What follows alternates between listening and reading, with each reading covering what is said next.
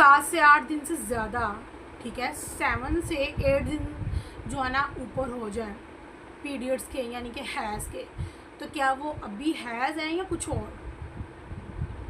اور سب سے امپورٹنٹ کہ اس کنڈیشن میں 7 سے 8 ڈیز کے بعد اس کنڈیشن میں آپ روزہ نماز رکھ سکتے ہیں یا نہیں.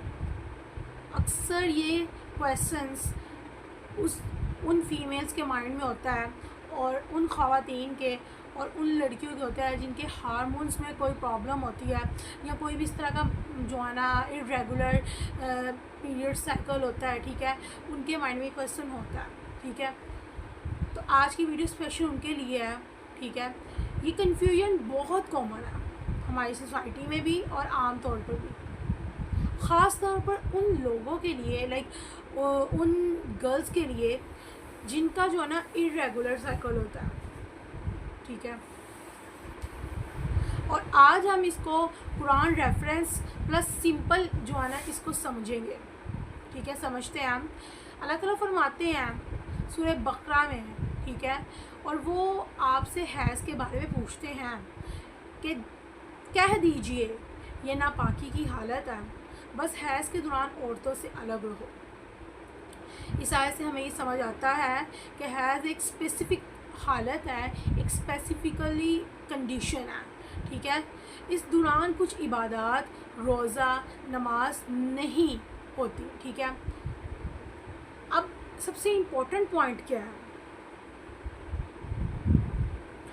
ہر لڑکی کا سائیکل ڈیفرنٹ ہوتا ہے، لیکن اگر وہ جو سائیکل ہے آپ کی نارمل ڈیز سے یعنی کہ 6 سے لیکن اگر وہی جو سائیکل ہے آپ کا 7 سے 8 ڈیز سے ابو ہو جائے یعنی کہ اوپر ہو جائے، 7 سے 8 دنوں سے ابو ہو جائے، تو جو ایکسٹرا دن ہوتا ہے نا 7 سے 8 ڈیز سے اوپر، ٹھیک ہے، انہیں کیا کہتے ہیں، ارریگولر جو ہے نا آپ کا سائیکل ہے، استحاضہ کہا جاتا ہے اس کو، ٹھیک ہے. اب سوال کیا ہے، نماز، ٹھیک ہے. ان دنوں لائک 7 سے 8 ڈیز کے دنوں میں آپ نے نماز نہیں پڑھنی، قرآن نہیں پڑھنا، ٹھیک ہے، اور نہ ہی جو ہے نا کوئی بھی فرض عبادت کرنی ہے 7-8 ڈیز کے اندر. اس کے بعد لیکن جب وہ ڈیز ختم ہو جائے یعنی کہ 8 ڈیز سے ابو ہو جائے، ٹھیک ہے، اور اس کو ایکسٹرا جو ہے نا کہتے ہیں، ٹھیک ہے، اس کو کہتے ہیں حیض، تو وہ استحاضہ، اس کو حیض نہیں کہتے، سوری، اس کو کہتے ہیں استحاضہ، ٹھیک ہے. اس میں نماز پڑھنا لازم ہے. اب روزے کی بات کی جائے تو حیض کے دوران روزہ نہیں رکھا جاتا، بعد میں قضا رکھنا ہوتا ہے، قضا کر کے آپ نے وہ جو ہے نا اپنے دن کمپلیٹ کرنے ہوتے ہیں، ٹھیک ہے.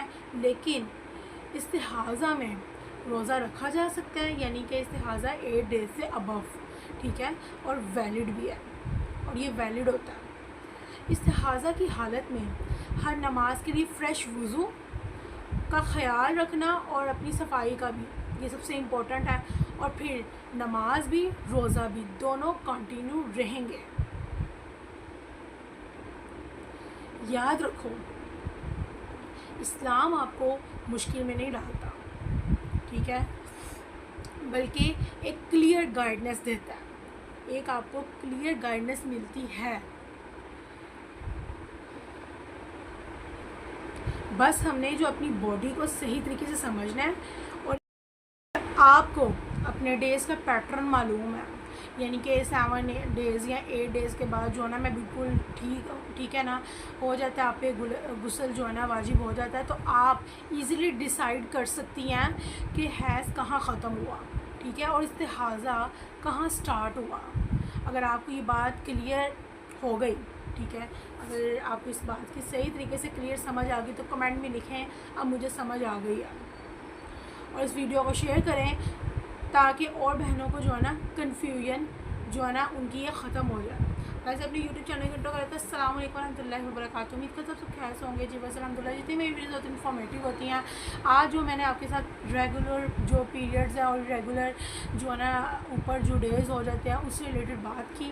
اکثر خواتین یا جو بھی فیمیلز ہیں گرلز ہیں ان کے اندر یہ لازمی پرابلم پائی جاتی ہے، ٹھیک ہے، اور وہ یہی کنسیڈر کرتی ہے کہ بھائی اگر 8 ڈیز سے ابو ہو گئے, 15 دن 20 دن ہو گئے, تو ہمارے پہ کچھ بھی نہیں ہے. لیکن نہیں, اس کو استحاضہ کہتے ہیں. اس کے بارے میں آپ کو میں نے فل ایکسپلین بھی کر دیا. اگر پھر بھی کویسچن باقی آپ کا ہے کمنٹ سیکشن میں لازمی بتائیے گا.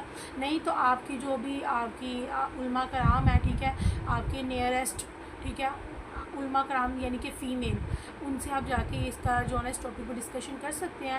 کیونکہ ہم سب کا رائٹ ہے کہ ہمیں جو ہے نا دین اسلام کے بارے میں ہمیں یہ امپورٹنٹ چیزوں کا پتہ ہونا چاہیے, تاکہ ہماری جو فرض عبادت ہے اس سے ہم محروم نہ رہ جائیں. اور کل کو قیامت والے دن کہا جاتا ہے کہ سب سے زیادہ حسرت وہ کریں گے, یہ میں نے پڑھا تھا, بالکل ایک ویلڈ جو ہے نا آیت ہے, کہ قیامت والے دن سب سے زیادہ حسرت وہ کریں گے اس شخص سے جس کو ٹائم ملا دنیا میں نالج گین کرنے کا, اور اس نے اس چیز کو اگنور کیا, اور ایز کمپیئر ٹو اس کے جس نے بھاگ کے اس نالج کو پکڑا.